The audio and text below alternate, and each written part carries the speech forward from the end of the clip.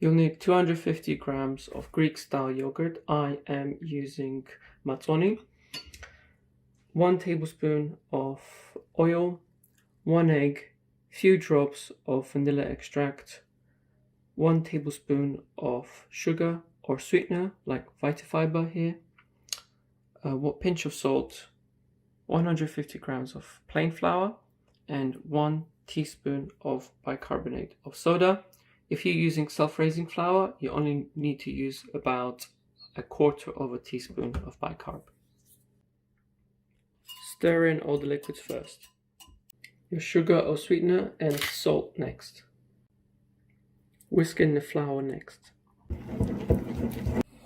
Whisk it for 2 or 3 minutes until you get this smooth consistency.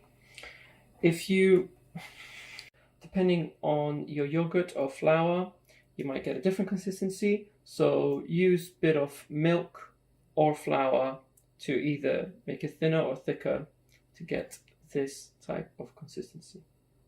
Finally, we're going to whisk in the bicarbonate of soda and let it rest for a few minutes. While the batter is resting, you can preheat your pan. We'll be using medium heat.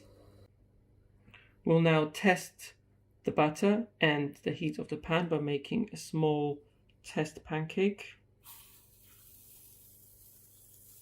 We want a thinner consistency, so I'm going to add about 1 tablespoon of milk. So we're looking for this sort of consistency where it actually spreads out. Now I'm going to wait until bubbles start emerging from the middle.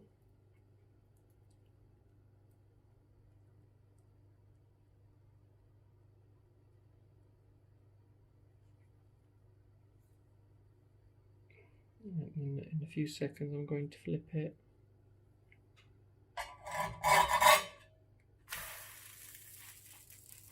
And then let it sit there for another 30 seconds or so. I'm going to flip it back